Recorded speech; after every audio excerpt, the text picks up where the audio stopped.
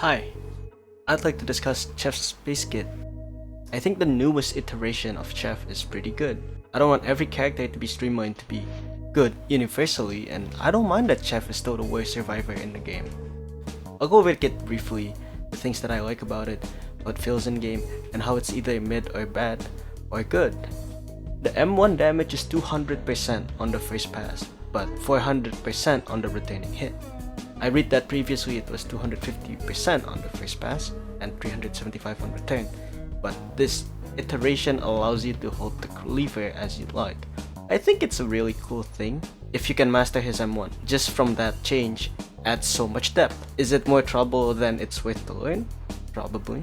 Depth in this game has always been weird because while some character does have depth, you'll always have to contrast that with the effortless M1 of Commando. The skillful katana-wielding mercenary has to learn third strike timings with his other skills and to be consistent with it, just to get good damage while Commando just shoots. Chef's M2 is pretty good and I like it. I wish the visuals were better as it really doesn't do the range justice.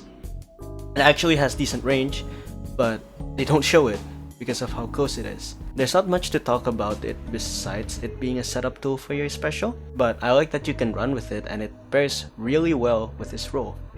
Chef's utility is roll. I heard a lot of people dislike it during the launch patch, and I don't know if people are gonna hate it still, cause nothing's changed. You can use his skills during the charge and animation, but the skill itself hasn't changed. The speed at which Chef rolls, however, is pretty significant. You could accidentally use an elixir by using the charged roll and not realizing that clipping into certain terrain could launch him way higher or cut your height short. Lastly, his special skill is Glaze. Glaze does a lot of things in this update with it having its own set of keywords. The most important one, however, is that enemies deal 40% less damage and oiled enemies, they quadruple burn damage. I like this skill a lot because his special dictates the type of items that he has. If an enemy died while oiled up is still a debuff, it can be transferred over by noxious fumes. Adding on to the items, his build choices are actually pretty unique. Usually the builds in this game are split into two categories: burst damage or DPS and dot or proc stacking.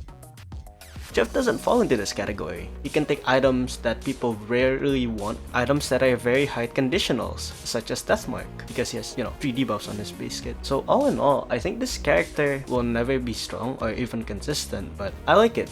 I like it nonetheless. However, I do think he'll shine more in multiplayer, where there are more chances for him to shine, such as pairing with an Artificer or Railgunner for his Sear to actually get the freeze proc. I still need to play more runs with him, even if he's clunky, but I do think he is very enjoyable.